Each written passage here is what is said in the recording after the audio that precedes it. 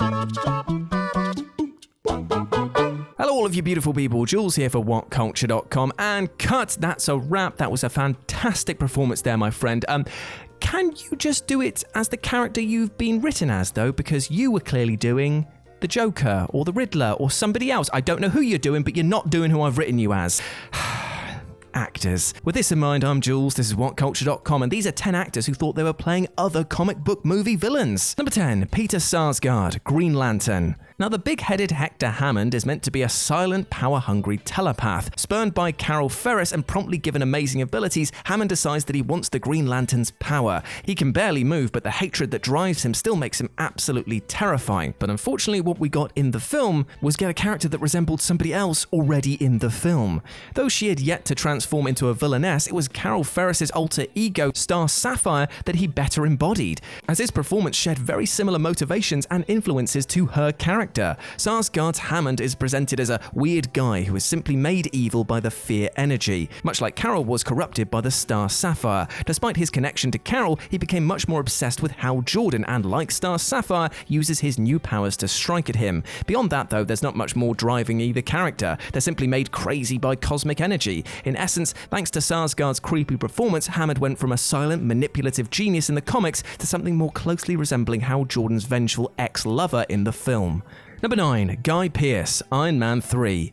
Now, Aldrich Killian is meant to be some sort of bumbling, weak scientist. He's no villainous mastermind, he's just an easily pushed around scientist who gets in way over his head before he kills himself almost as soon as he's introduced. But in the film, his role was expanded considerably. And considering that this was Guy Pearce playing him, his high-profile status meant that he would get a much bigger role. But the role that he was playing was clearly that of Zeke Stane, the son of Obadiah Stane, the Ironmonger. Zeke is meant to represent the next version of Iron Man, one who is not simply a man in a suit, but a man with power built right into him. Pearce uses his henchmen like living bombs, injects himself with experimental technology, but most importantly, carries a cocky yet vindictive attitude towards Tony Stark, all of which are trademarks of Zeke. Pearce embodies a dark version of Tony Stark, one unchecked by safety and driven only by ambition. And while that performance outline works, it certainly does not match up with Aldrich Killian. Number 8, Jeep Swenson, Batman and Robin. Now, this one's a bit unfortunate here because while Jeep definitely has the physique that we're looking for when it comes to Bane, nobody actually told him that he,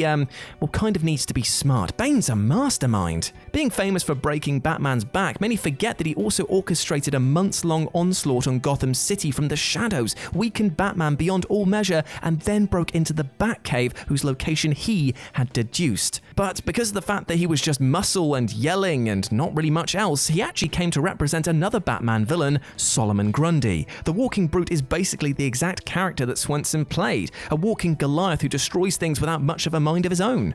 And honestly, considering how ridiculous Batman and Robin was, would including a zombie as a henchman really be that out of place? If they had, then Jeep's performance might have gone down as one of the most faithful adaptations ever, instead of a misguided take on a comics legend. Number 7, Corey Stoll, Ant-Man. Now, in order for Corey to have played Cross as accurately as he is in the comics books, this film would have got much, much darker. You see, in the comics, Cross has an experimental heart, and he needs to routinely replace it, a process which he fulfills by capturing homeless people and stealing theirs. Yeah, that would have changed the age rating considerably. So what we see on screen isn't really Darren Cross, but instead, thanks to his egotism, over-the-top acting, and Machiavellian schemes, is closer to Egghead. And no, not me. You see, Egghead sees himself as Hank Pym's rival, and seeks to prove himself to his crime lord, as well as the media, that he could best the Ant-Man.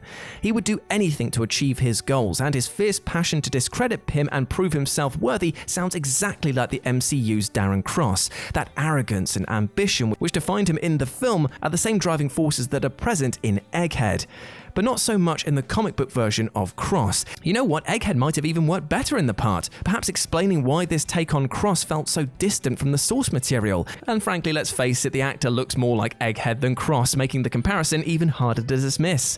Number 6, Toby Kebbell, Fantastic Four. Okay, so let's face facts. The Fantastic Four film that we got here was not good by any stretch of the imagination, nor did it provide us with a fitting or thoroughly even enjoyable Doctor Doom. How did you mess up Doctor Doom? Well, I guess you start by not giving the character any characterization at all. For the brief scenes that we see of Doom, he has undefined powers and equally inexplicable motivations. He's seemingly too busy massacring people with just a look that he couldn't take the time to explain why he was destroying the Earth all of a sudden or what his attitude was about. But in doing those actions, we actually get to see what this character could and probably should have been. And that is Annihilus, another well-known Fantastic Four villain. This insect-like conqueror exists only to destroy everything in his path. He's from the same dimension that Doom becomes trapped in, and frankly, it's hard to understand why Doom was used at all when this mindless performance at the end was not that of a power-thirsty dictator, but easily one that better represented Annihilus. Number 5, Topher Grace, Spider-Man 3. Ooh, you were not Eddie Brock. You were not Eddie Brock at all, Topher. I loved you in that 70s show, but my God, no. Eddie Brock is meant to be a jock with a chip on his shoulder, but what we got here with this weird screechy tone and sheer snark factor was less Venom and more the Jackal. Best known for his part in the Clone Saga, the Jackal was really Professor Miles Warren, Peter Parker and Gwen Stacy's teacher, who was devastated by her death. Driven mad by the loss of Gwen, he personally blamed Spider-Man and created an insane alter ego to take it out on him. If that sounds familiar, that's because that's exactly what Eddie Brock does. Given Topher Grace's comedic background, it should have come as no surprise that the primal Venom is instead constantly trying to keep things lighthearted. He wasn't serious or threatening, but over the top and, well, downright laughable, leading to a serious miscasting of Grace as Venom, and the film probably would have benefited much more if we had Jackal instead. Number 4, Jesse Eisenberg, Batman vs Superman: Dawn of Justice. The best that humanity has to offer, Lex Luthor is an absolute egomaniac, but a rather justified one. He's a scientific genius and ruthless businessman who will go to any length to prove that humanity does not need any superpowered gods watching over them. But unfortunately, all of Eisenberg's weird tics and the schizophrenic-like personality that we saw in Batman vs Superman: Dawn of Justice means that he's much less of what Lex Luthor is and much more of an incredible Riddler. Lex Luthor doesn't have these quirky personalities, he's serious and assertive, whereas Eisenberg's is Lex failed to capture that same gravitas. Conversely, his intricate mannerisms far better befitted a villain from the wrong hero's library. The comparison isn't helped by the fact that even the trailers painted him as such, with the same question, "Do you know the oldest lie in America, Senator?" being asked in every single one. It would seem that he strayed a little too far in his research, and it's a shame because Eisenberg is a great actor, and likely could have switched up how he was playing the character if he knew that it was going to come off like somebody else entirely. Number 3, Colin Farrell, Daredevil. Now, Colin Farrell was supposed to play the sadist assassin and sworn enemy to Daredevil, Bullseye. And he is an absolutely terrifying killing machine. He is not to be trifled with, and his cutthroat nature is only matched by his precise skills. Now, Farrell's Bullseye kept all of the aim, but not much of anything else, because his bizarre, over-the-top Irish spin on the character made him read like a caricature of the real Bullseye. Fans were borderline insulted by how distant Farrell's version of the character felt from the beloved comic book iteration. In fact, Farrell's larger-than-life nature was far more reminiscent of Marvel's knockoff to the Joker and routine pain in Daredevil's arse, the Jester. From his constant chuckles down to the gimmicks of using something like a paperclip as a weapon, Farrell was less a fearsome serial killer and more like a jokey henchman. Considering that Michael Clark Duncan's accurate depiction of Kingpin was one of the film's few redeeming features, it makes Farrell's poor choice as the secondary villain all the more obvious. Number 2, Tommy Lee Jones, Batman Forever. Now, Harvey Dent is a troubled character who befalls tragedy. After becoming Two-Face, he struggles with his past sense of righteousness and his new twisted sense of justice. He's a complex, layered character and far less cartoonish than his appearance might suggest. But oh dear, this is a Joel Schumacher film, so apparently everyone has to act like they're the Joker. Gone was the dark nature of the character, and instead we got cackling laughs and a simple desire for chaos.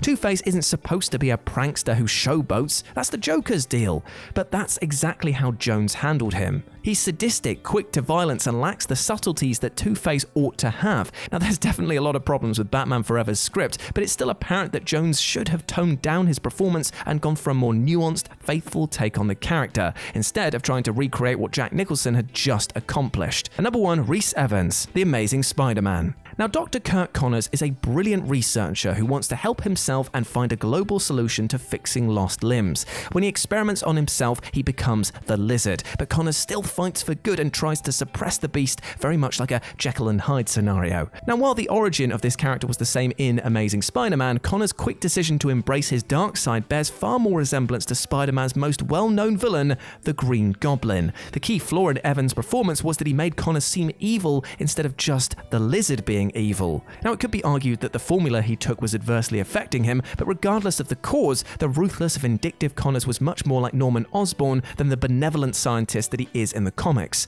Osborn embraced the Goblin. He wanted to do bad and used the Goblin as an excuse to justify it. He's completely off his rocker as opposed to simply transforming into a monster, a feat that Evans used in his portrayal.